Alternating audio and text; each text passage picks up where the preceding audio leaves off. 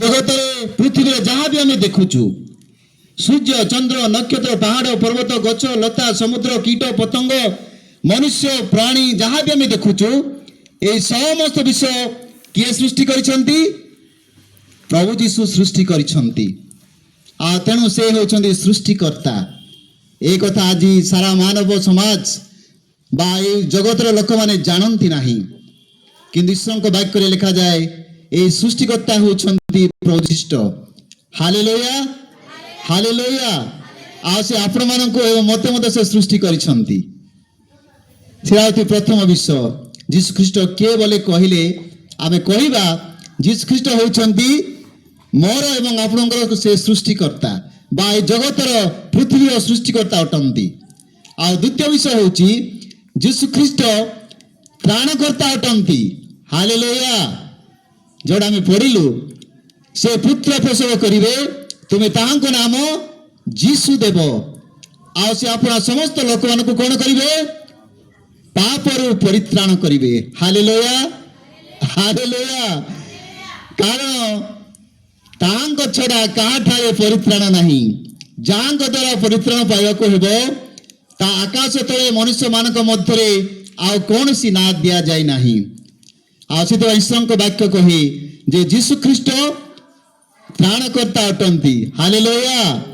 ସେ ଖାଲି ଖ୍ରୀଷ୍ଟମାନଙ୍କ ତ୍ରାଣକର୍ତ୍ତା ନୁହନ୍ତି ଆଜ୍ଞା, ସେ ସମଗ୍ର ମାନବ ସମାଜର ଉଦ୍ଧାରକର୍ତ୍ତା ଅଟନ୍ତି, ତ୍ରାଣକର୍ତ୍ତା ଅଟନ୍ତି, ସୃଷ୍ଟିକର୍ତ୍ତା ଅଟନ୍ତି। କାରଣ ତାଙ୍କ ନାମ ଛଡ଼ା ଏହି ପୃଥିବୀରେ, ସ୍ୱର୍ଗ, ମର୍ତ୍ତ୍ୟ, ପାତାଳରେ ଆଉ କୌଣସି ନାଁ ନାହିଁ, ଯୋଉଟାକି ଈଶ୍ୱରଙ୍କ ବାକ୍ୟରେ କହେ। ମୁଁ କହୁନାହିଁ, ଈଶ୍ୱରଙ୍କ ବାକ୍ୟ କହେ। ତାହାଙ୍କ ଛଡ଼ା ମାନେ ଯୀଶୁଙ୍କ ଛଡ଼ା ଏହି ପୃଥିବୀରେ, ଜଗତରେ କୌଣସି ନାଁ ନାହିଁ ଯିଏକି ମଣିଷକୁ କ'ଣ କରିବ? ପରିତ୍ରାଣ କରିପାରିବ ବା ପରିତ୍ରାଣ ଦେଇପାରିବ। ଆଉ ସେଇ ନାମ ହେଉଛି ଯୀଶୁଙ୍କ ନାମ। ଆଉ ସେ ହେଉଛନ୍ତି ଆମ ସମସ୍ତଙ୍କର, ଏ ପୃଥିବୀର ସମସ୍ତ ମାନବ ସମାଜର ତ୍ରାଣକର୍ତ୍ତା ଅଟନ୍ତି। ଆଉ ତୃତୀୟ ବିଷୟ ହେଉଛି ଯୀଶୁ ଖ୍ରୀଷ୍ଟ କିଏ କହିଲେ?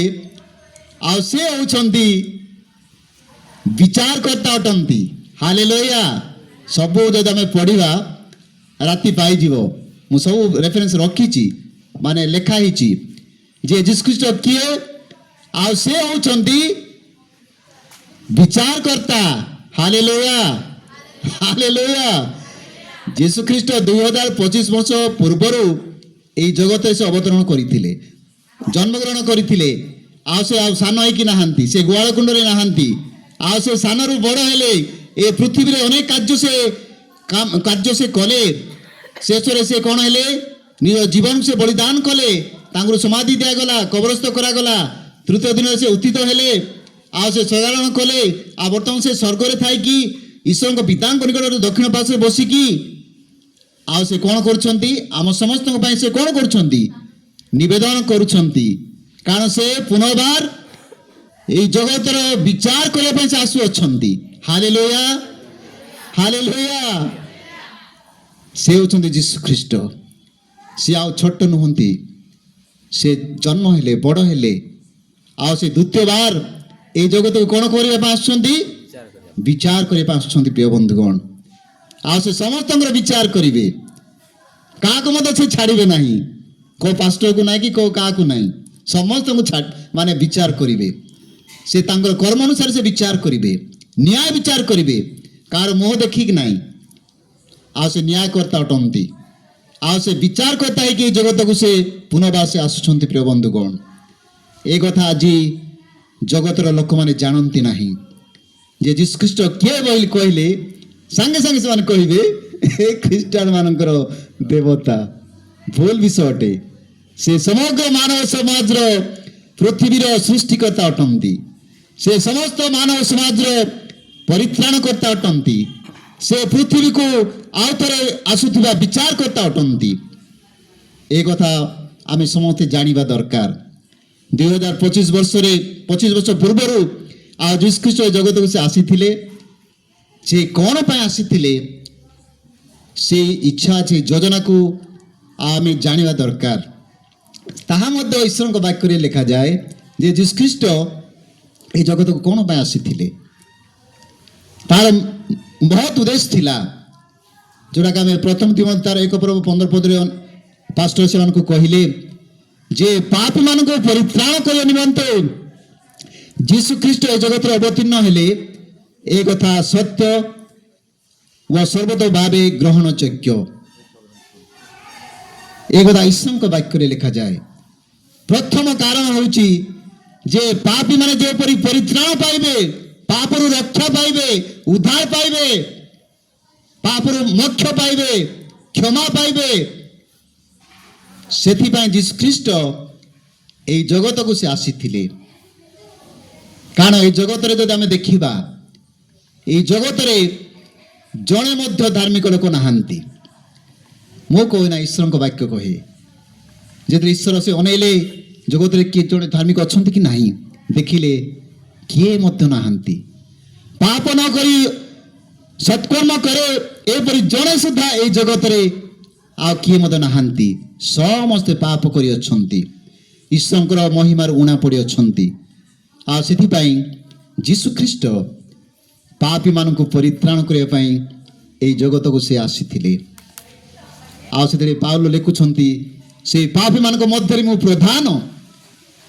ମୁଁ ପାଉଲଙ୍କ କଥା ବେଶୀ ମାନେ ଭଲ ଲାଗେ ଯେ ପ୍ରଭୁଙ୍କ ପାଇଁ ଆଉ ସେ ବହୁତ କିଛି ସେ କାର୍ଯ୍ୟ କରିଛନ୍ତି।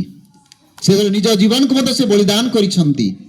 ତାଙ୍କୁ ରୋମରେ ହତ୍ୟା କରାଯାଇଛି, ହେଲେ ସେ କହୁଛନ୍ତି ଯେ ମୁଁ ପାପୀମାନଙ୍କ ମଧ୍ୟରେ ପ୍ରଧାନ। କାରଣ ସେ ପରିବର୍ତ୍ତନ ହେଇଥିଲେ। ତାଙ୍କର ନାଁ ସାଉଲ ଥିଲା, ସେ ପାଉଲ ହେଇ ପ୍ରଭୁଙ୍କ ପାଇଁ ସେ କାର୍ଯ୍ୟ କରିଥିଲେ। ସେ କଥା ସେ ଲେଖନ୍ତି ଯେ ଯୀଶୁ ଖ୍ରୀଷ୍ଟ ଏ ଜଗତକୁ ଆସିବାର ଉଦ୍ଦେଶ୍ୟ ହେଲା, ପ୍ରଥମ କାରଣ ହେଲା ପାପୀମାନେ ଯେପରି ପରିତ୍ରାଣ ପାଇବେ। ଆଉ ସେ ପରିତ୍ରାଣ ପାଇବା ପାଇଁ ଆଜି এই ଜଗତରେ ଅନେକ ଲୋକମାନେ, ଅନେକ ଭାଇ ଭଉଣୀମାନେ ଅନେକ ଉପାୟ ଅବଲମ୍ବନ କରନ୍ତି। ନିଜ ଶରୀରକୁ ମଧ୍ୟ କଷ୍ଟ ଦିଅନ୍ତି, ବଳିଦାନ କରାଯାଏ, ପଶୁ ବଳି କରାଯାଏ, ଏପରିକି ମନୁଷ୍ୟ ମଧ୍ୟ ବଳି କରାଯାଏ, ଯେପରି ସେମାନେ କ'ଣ ହେବେ, ଉଦ୍ଧାର ପାଇବେ ବା ପରିତ୍ରାଣ ପାଇବେ।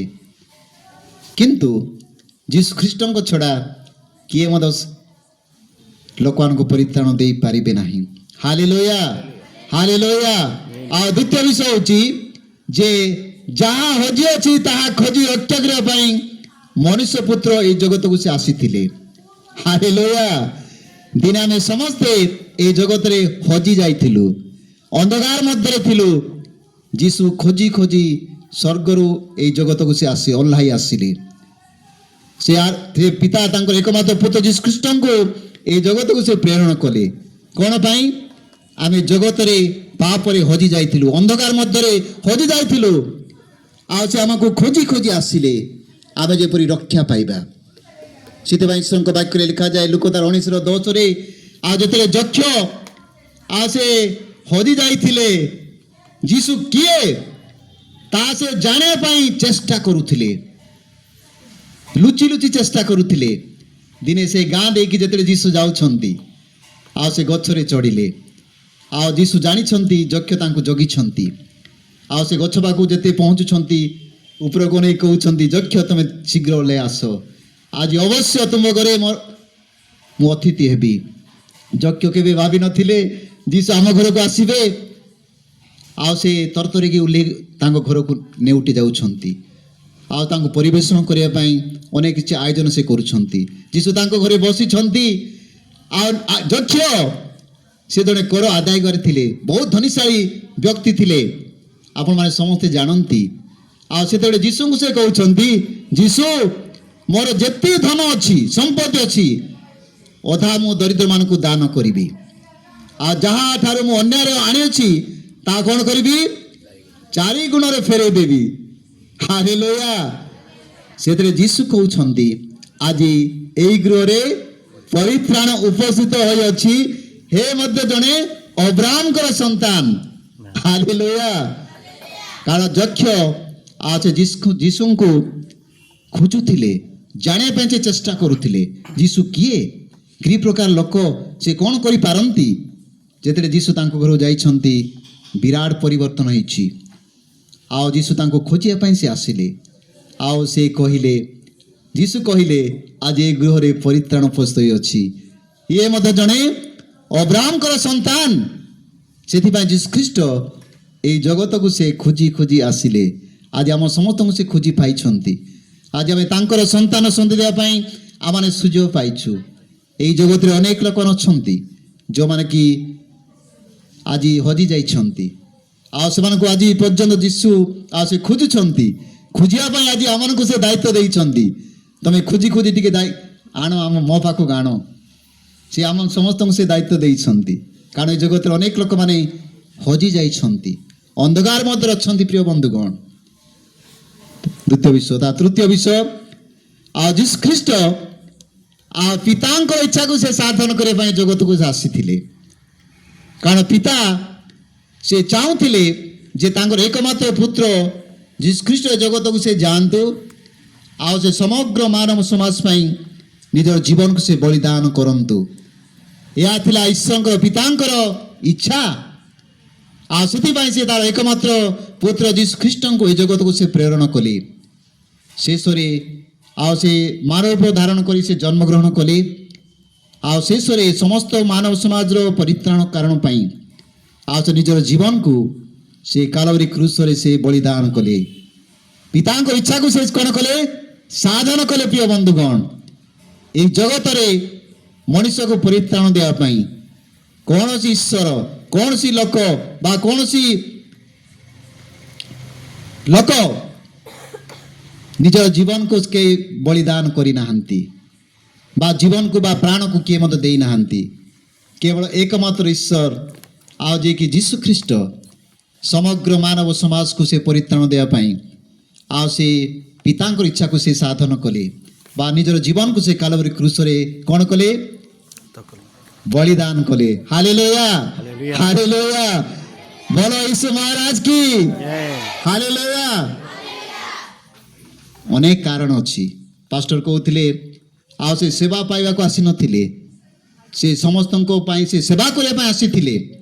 ଯେତେବେଳେ ସେ ଯେତେ ବର୍ଷ ପର୍ଯ୍ୟନ୍ତ ଏ ଜଗତରେ ସେ ରହିଲେ, ଅନେକ ଲୋକମାନଙ୍କର ସେ ସେବା କଲେ, ଅନେକ ଲୋକଙ୍କର ସେ ଉପକାର କଲେ, ଅନେକଙ୍କୁ ସେ ସୁସ୍ଥ କଲେ, ଅନ୍ୟମାନଙ୍କୁ ସେ ସାହାଯ୍ୟ କଲେ। କାରଣ ସେ ସେବା ପାଇବାକୁ ଆସିନଥିଲେ, ସେବା କରିବାକୁ ସେ ଆସିଥିଲେ। ତାପରେ ଆଉ କାରଣ ରହିଛି, ଅନେକ କାରଣ ରହିଅଛି ଯେ ଶୈତାନର କାର୍ଯ୍ୟକୁ ବିନାଶ କରିବା ପାଇଁ ଯୀଶୁ ଖ୍ରୀଷ୍ଟ ଏ ଜଗତକୁ ସେ ଆସିଥିଲେ। Hallelujah, hallelujah. କାରଣ ସେ ସୃଷ୍ଟିର ଆରମ୍ଭରୁ ଆଉ ସେ ଶୈତାନକୁ କ'ଣ କରିଛନ୍ତି? ବିନାଶ କରିଛନ୍ତି।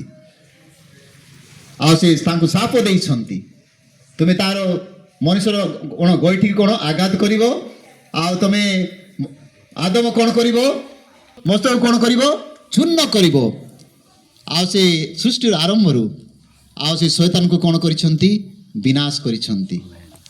ଅନେକ କାରଣ ରହିଅଛି ଯେ এই ସମସ୍ତ ବିଷୟ ଆଜି ଆମମାନଙ୍କ ଜୀବନରେ ପ୍ରଭୁ ଆଉ ସେ କରିଛନ୍ତି। ଆଉ ସେଥିପାଇଁ ବିଶ୍ୱରେ ପ୍ରଭୁଙ୍କୁ ଧନ୍ୟବାଦ ଦେଉ। ଆଉ ଅନେକ କାର୍ଯ୍ୟ ରହିଅଛି। ଆଉ এই ସମସ୍ତ ବାକ୍ୟ ଦେଇ ପ୍ରଭୁ ଆମକୁ ଆଶୀର୍ବାଦ କରନ୍ତୁ। Amen. Amen. Praise the Lord.